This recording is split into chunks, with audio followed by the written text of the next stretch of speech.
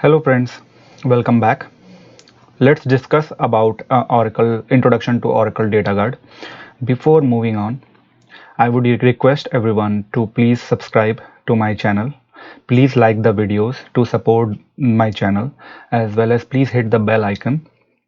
If any one of you students would like to see videos in the near future, because my channel is not stale, it will keep upgrading and I will keep updating the videos. Okay, so thank you very much for helping me out as well as supporting my channel.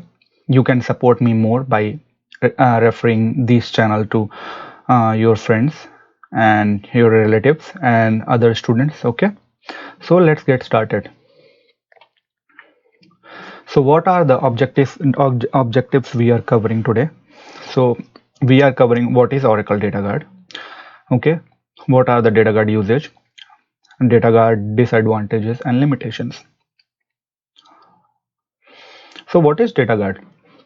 So currently, if you can see that there is an architecture where there are two standalone databases, primary and standby. Users are connecting to the primary database. Okay, in data guard environment, I can generalize this term as replication technology, okay, which is unidirectional replication. How the replication works is when a user or an application team or whoever connects to primary and perform the transaction on the primary, there is a redo log which is generated, right? The logs of the current transactions. These logs will be transported to the other server, which is replica of the primary server and which will keep on receiving these redo logs. As we all know that redo logs are very much important during the database recovery process. Okay, in case the database crashes, redo logs are the one which we will be using to roll forward the operation. Okay, so these redo logs, as soon as it is generated and committed, or it is not committed as well, we will see what is the difference between committing and non-committing. As soon as the records are generated, it will be transported by the transport service of Oracle Data Guard and it will be transported to standby database. Okay, as soon as it is received, it will be applied, or these redo logs will be rolled forward to apply all the transaction which has happened on the primary, and it will be done on the standby as well.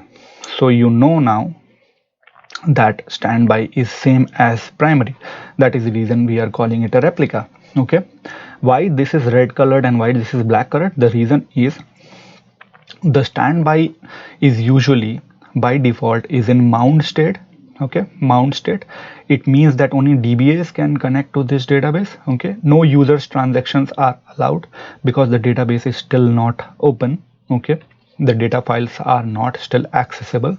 For that reason, this is an replica, just replica, but it is not useful to use this particular database. Now there are different, you can call it, methods to still open the standby database to read write mode as well as into the read mode, but we will discuss that in future. But just make sure you keep that in mind is primary and standby both are replicas. Okay, and everything is done by the log shipping. Okay, logs are shipped to the standby and after that it is applied. Okay, so let's move forward. So what are the data guard usages? So Oracle data guard is usually used in disaster recovery. Okay, as we just saw, let's say this primary database crashes. Okay, so what will happen? So if I generalize the term, I can say that as soon as this is crashed, this particular red color box, or you can call cylinder, will become active. Okay, and this will become a primary. It will take over the primary role of the older primary. Okay, and the users will be automatically routed or the connected to the standby. Okay, the new primary actually. So why this is needed? This is needed for the disaster recovery. Let's say the primary database is in Mumbai and standby database is in Delhi. Okay, different data centers. Let's say there is a fire or flood or whatever, right? The wire got cut or anything, right? Anything can happen in the data center where the database is running. Okay, let's say this is gone. So what will happen? This will take the role of primary now. Okay, this is what the disaster recovery is, where the site itself is gone. Okay, the standby becomes primary. Or let's say there is a data corruption at that moment as well. The standby can be switched over or failed over as primary. Now users, errors and mistake. Okay, so this data guard will help you to, okay, do all these activities, all these disaster recovery situation. Okay, this is high availability solution for Oracle database. Okay, this is not active, both of them are not completely active. Okay, there are different ways to open the database. Okay, but it is not two directional. Okay, multi-directional replication, it is just unidirectional. So always the replication will be going from primary to standby, or in near future this becomes a new primary, then it will, okay, route the redo logs to the new standby. That's how it goes. Offload the read-only queries. So just as I referred, offloading the read-only queries, it means that the standby database can be used as a database to use for reporting purposes. Okay, so the reporting tools can directly connect, because the standby database can also be used opened in a read-only mode. So okay, so reporting tools can directly connect to the standby database. Okay, offloading the backup, as we all know, backups takes a lot of resources of database itself. So rather than taking the backups from the primary database, okay, connecting to RMAN and taking the backups from the primary database, better is to take the backup from the standby database. Okay, that's what we can do. We can use the RMAN to directly connect, as this is a replica, right? Start taking the backup from the standby database. So we are just offloading the backup process or the capabilities from the primary and use the standby as the resource to take the backup. And we can perform the rolling upgrade as well. We will see all these topics. Okay, so DR solution, you can see users are connecting to primary is shipping the logs, okay, to the standby. Okay, and standby receiving the logs and applying to it. So both of them are mirror copies. So let's say in future this becomes new primary, as this got crashed, users will be directly connecting, right? So now the log shipping will be kind of turned around, or you can say will be moved into different direction, because this is the new primary. Okay, log shipping will go from new primary to the new standby. Okay, I hope everyone is understanding what I'm trying to say.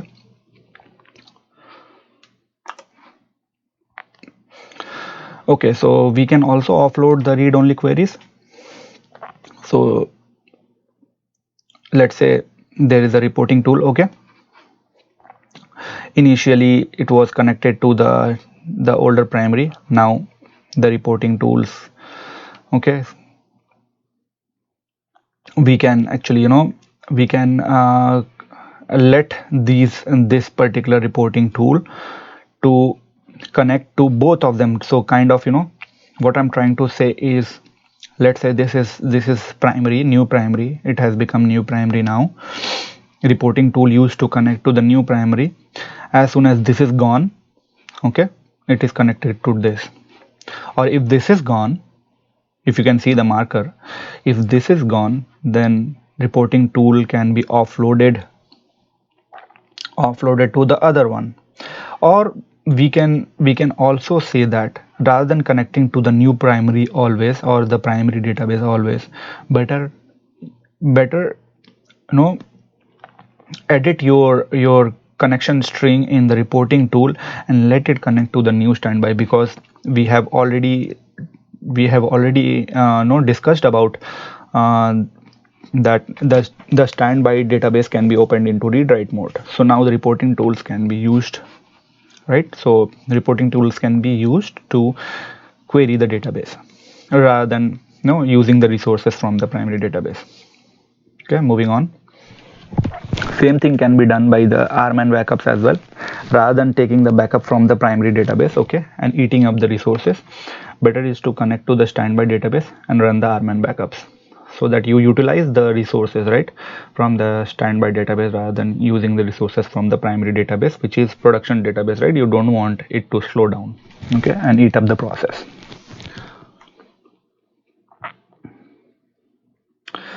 And rolling upgrade will be done in the same way. What will happen is, as we all know, that primary is syncing to the standby and right, and that's how it goes. So what you need to understand in this particular part, that let's say we are upgrading the database to 12.1.0.1 to 12.1.0.2. What we will do is, we will shut down the primary database, okay, inform the application team, create a change record, shut down the database, primary database, and make sure the users are connecting to the standby database, right, and doing at their activities, okay.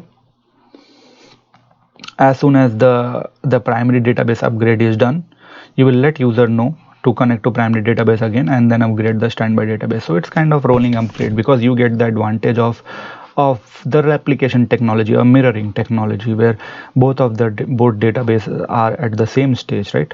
You cannot perform the read write operation, but you can perform the read only operation, okay, on the standby. What are the Oracle Data Guard advantages? As we can see that we already discussed about the DR, Oracle Database Disaster Recovery.